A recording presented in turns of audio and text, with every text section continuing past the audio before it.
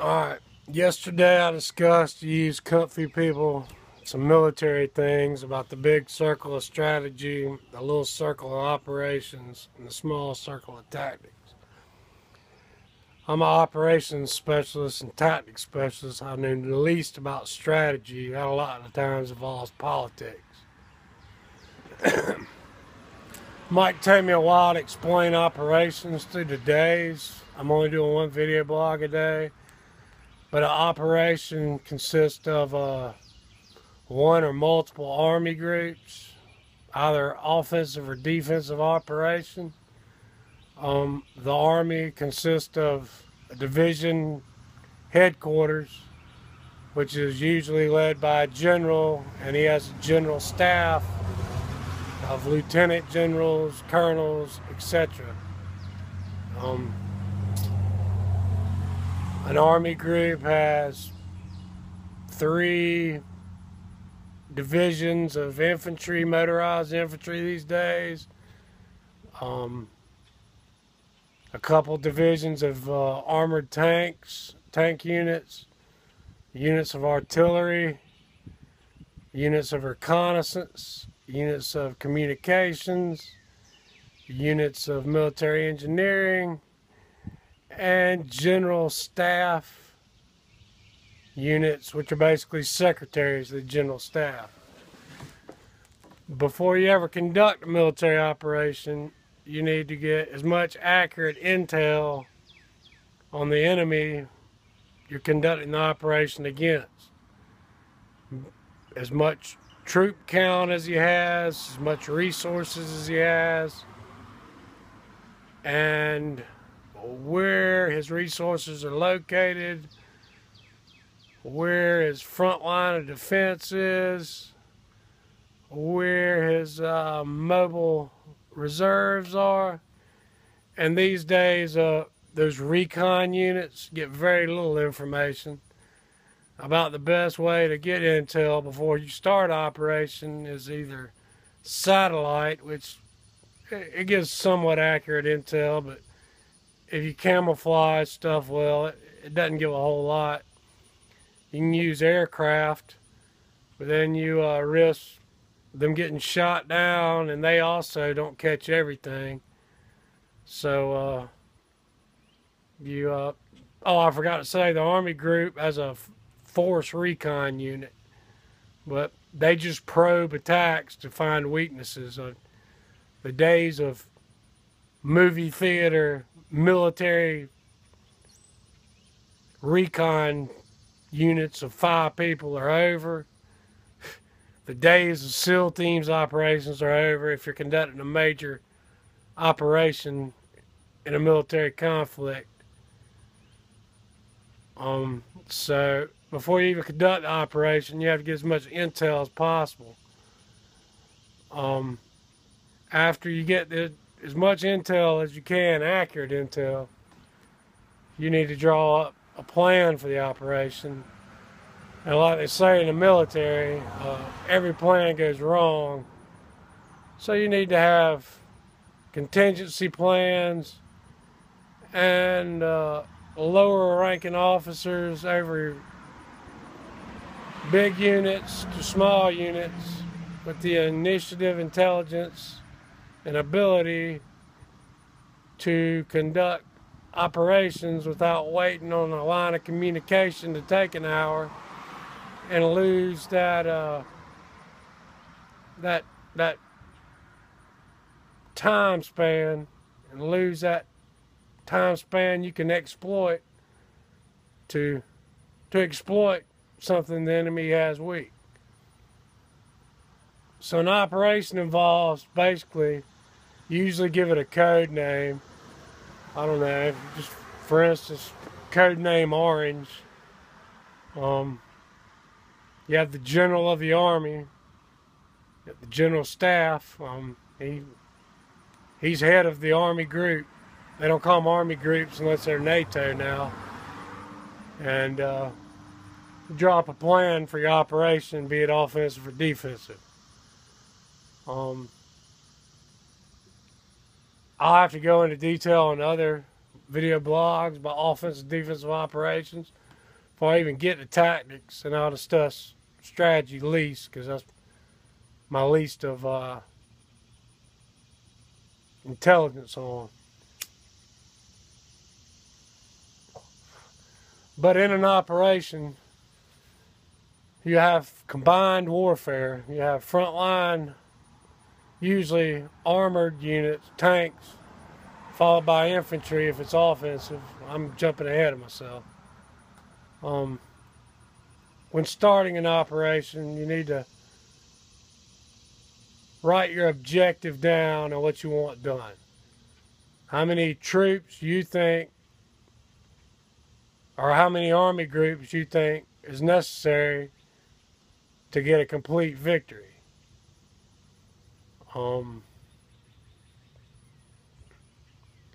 You have to, it's hard to explain in layman's terms, but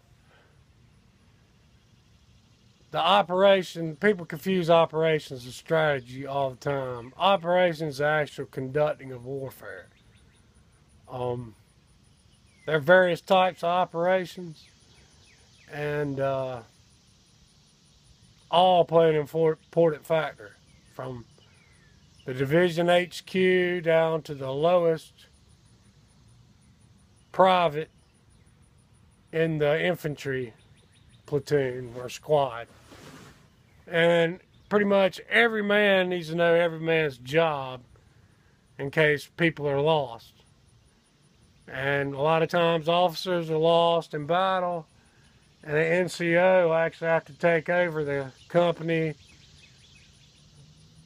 sometimes platoon, squad, whatever. And that NCO needs to know that commanding lieutenant's job, or captain, depending on the structure of the military. But like I said, you need to draw up a plan, but you have to be flexible in your plan you draw up and have contingency plans already put into effect. And if those aren't effective, you have to kind of fly on the wheel and go on your own and pretty much ad-lib the operation as it progresses minute by minute.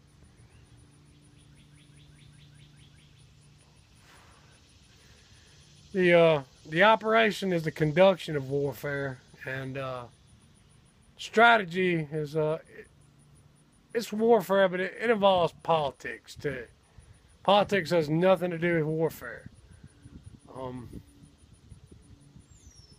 Like I said, the first thing in warfare is drawing up an operation plan, either offensive or defensive, and setting a goal to set, be it destroying an enemy's army groups, multiple army groups, or taking a town, village, river. You have to have a topography, knowing maps of rivers, where you can ford at without bridges, or where you need military engineering specialists to build bridges. So your armored columns and support and logistics and all various types, ammo, food, etc., be moved along. And you have to, when you do that, you have to establish a bridgehead, which is secure for the military engineers to come in and erect a bridge to get your armored column across, to get your motorized infantry across, to get your logistics, which logistics is supplies across. And then finally, you know, your division HQ, which will set up at a certain point, whatever they deem the next point necessary, or whatever progress they've made in the time they've given themselves. So basically wars start because of religion and politics. If you erase religion and politics from this country, you probably wouldn't see wars. But wars happen, people die. There are men right now over there fighting and dying for your freedom to live your comfy life here in America.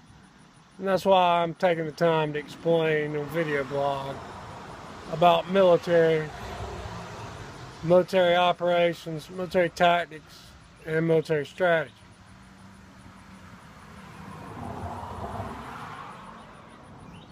The infantry, the grunts, they don't know a whole lot. I call them drones, and don't take that as bad offense, but they just take orders and do what they're told. I myself, on my combat tour, took orders from colonels and drew up my own operations because I was DOD, NSA. I got to wear a beard. I got to dress like a Haji, or Arab, on some operations, and I put on sunglasses, hide my blue eyes, and I blend into the crowd, so to speak. But the operation has to be drawn up before the Army group or Army groups are ever committed to initializing the operation. So, a whole lot of homework and intel needs to be done, and then discussions between generals, their generals, and Supreme Command about policy and procedures of the operation. A lot of times you'll get into disagreements, and a general actually conducting the operation knows more than the guy sitting in Washington, D.C. in the Pentagon knows. And any operation, the general of the Army groups, should have total call and command over that operation without having to talk to the Pentagon. He should have the power to and be flexible enough to adopt his operation as he deems fit. Like I said, communications is a huge part. Intel is the first part before you ever start an operation. You try to gather as much intel as you can on enemy mass, enemy numbers, enemy location, enemy resources, hostile civilians that might attack your rear column, etc., etc. It's a whole lot involved. But warfare and conflict start with an operational plan based on intel gathered. Then the Army group deems a date and time to start the operation. And at that date and time, if given the code word go, they go. So, just trying to explain to you people that haven't really sacrificed anything and let other people go fight and die, that there's a whole lot more to warfare than just shooting guns, shooting mortar rounds, shooting anti-tank weapons, shooting tank barrel, driving a tank, commanding a tank, commanding a mobile artillery unit, firing a mobile artillery piece, force recon, communications. There's a whole lot that goes on in the operation. And that's where battles and conflicts and wars start. Without an operation, you can't start a conflict or war because you'll lose every time. I guess tomorrow I'll talk about one of the forms of operation, and then the next day I'll talk about the second form of operation, and then I'll wrap operations up. Then I'll go to a tactical level. which operations go to a tactical level at times. And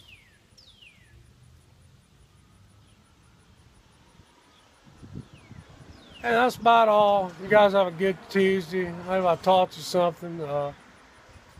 Like I said, you can't go in blindly to a conflict without having as much intel as you can possibly gather.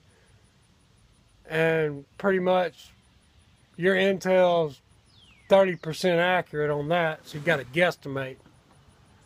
So when you start operation and guesstimate, you probably want to have more Army groups than needed.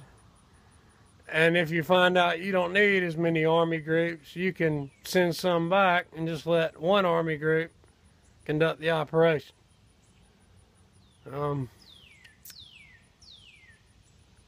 But that's another part of warfare. That's the middle circle. The big circle strategy, middle's operations, and small's tactics. But the middle and small outweigh the big, the strategy part. Wholesome all the time. Because like I said, strategy involves politics, and politics has nothing to do with fighting wars or conflicts. Most militaries are apolitical, except such as Russia or China. We have an apolitical military, meaning whether the Democrats are in charge or the Republicans, the military does for the nation what's asked. And we were advised by politicians to go into two ill-advised wars, and military brass told the president at the time, who lied to Congress, not to go into Afghanistan for one prime target, nor not to enter Iraq and destabilize the Pan-Arab region. So both those conflicts yetted to no gain, actually made the situation worse and destabilized the Iraq area, freeing up Iran to build WMDs, which I'll talk about at a later point. And Afghanistan is just flat out turned into another Vietnam. You know, we trained those guys in the 80s to fight the Russians. They know our operations and tactics, and they'll never stop.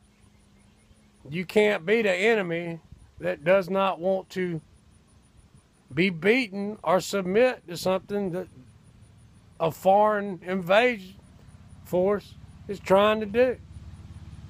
And I hate that lives have been lost because we've entered another Vietnam by a poor president and a poor president's choices, by him not listening to his chief of staff and his foreign intel agencies and telling him point blank not to go into either country military-wise.